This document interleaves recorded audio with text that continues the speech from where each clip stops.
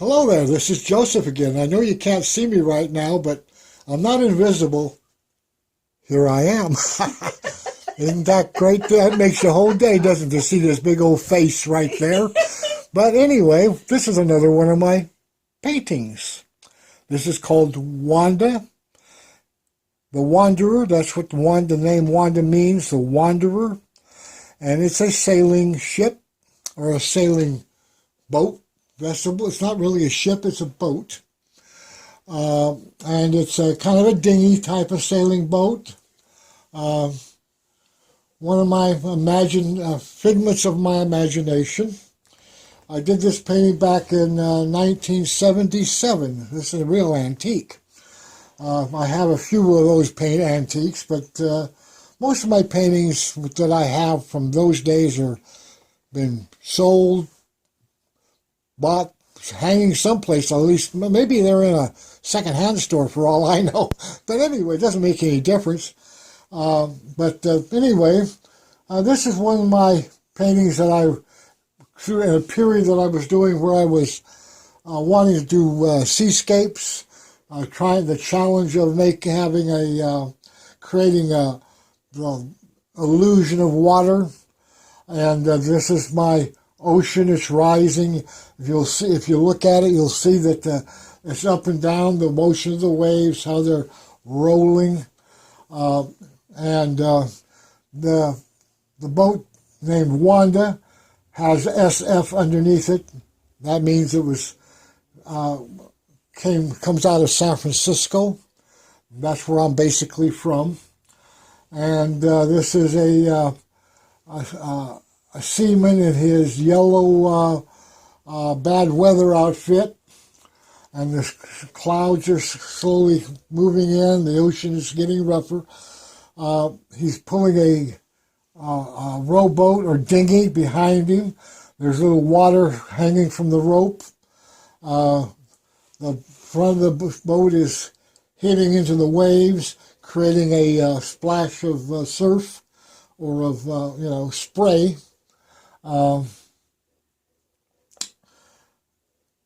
I didn't put a lot of I did put a lot in work into the water to make the water give it that realistic look of movement. But a lot of times I put critters in my water, but I didn't do anything. Instead, I put a boat being pulled behind them.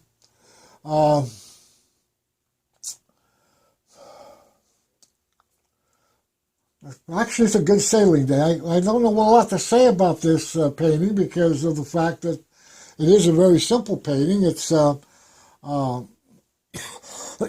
name itself gives a clue that it's a vastness of the ocean, and the ship is out there, or the boat is out there floating on this huge sea, being pushed by the wind and the clouds behind it, moving it forward, wandering who knows where, through a lot of real freedom here, because you go wherever the boat or where the wind takes you and where you want to go. So, I mean, that's an adequate name for being a wanderer, kind of like drifting out there, and who knows what adventure lies beyond the clouds or beyond the horizon.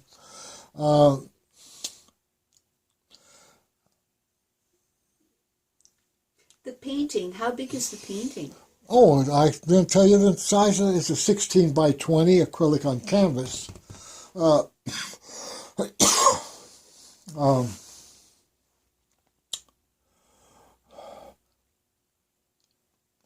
the painting got its name was from a significant person in my life who had the name of Wanda, and it meant the wanderer. And of course, like I said, at this time, I was into seascapes.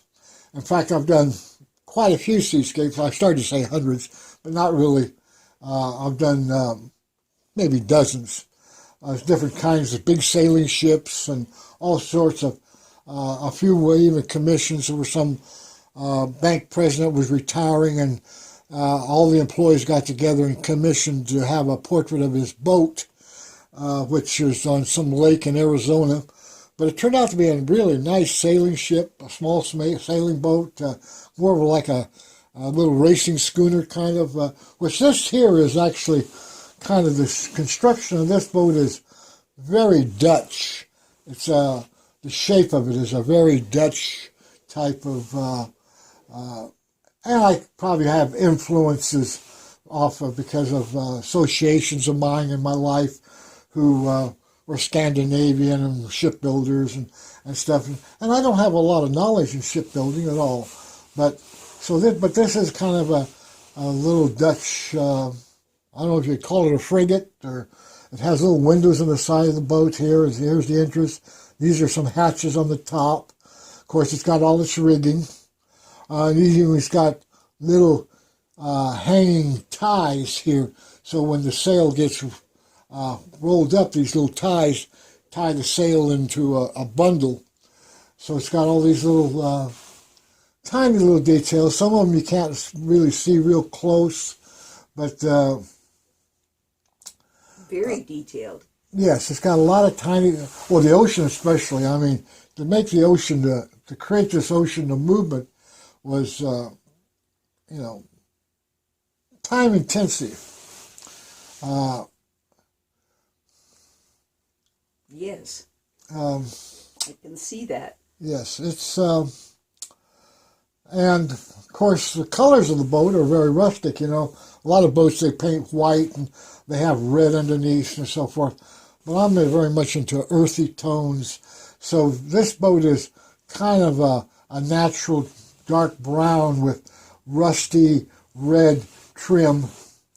A wooden boat. A wooden boat. And the same way with a little dinghy just behind. And it's not the biggest dinghy, too, but he doesn't need a big dinghy. It's really only got a couple of seats in here for a couple of people, 2 or 3 people at the most. It's just a little ship-to-shore type of thing. Why he doesn't have it on his deck, well, whoops, excuse me, I had an earthquake here, a tsunami or something just happened. But why he doesn't have it on the deck of his boat, well, at that time I wasn't thinking about it so much. And in a lot of places, they do drag their little dinghies behind them. Oh, yeah, I've seen it. So if it was me, I'd probably have this up on the deck someplace. But then maybe he just got through using it. Because paintings tell stories. So the reason, I mean, there could be a whole story just for the reason why this dinghy is being pulled behind him. I mean, you could use your imagination and create all sorts of things. This ship is also very round-bottomed.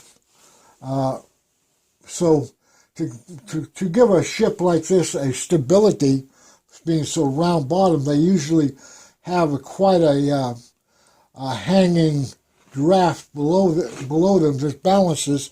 It's like a fin that hangs down below and gives stability to the rocking motion of a boat, and makes it more stable in the water. So it's not a modern boat, that's for sure. Well, now that we're talked about the boats and the water and all that kind of great stuff, I'm gonna say goodbye to you and ship out. Well, you guys have a great one, and you please feel free to subscribe to our YouTube channel by pressing the little button down at the very bottom of the screen. And you guys have a great one, and have a great new year, and happy sailing. Bye-bye.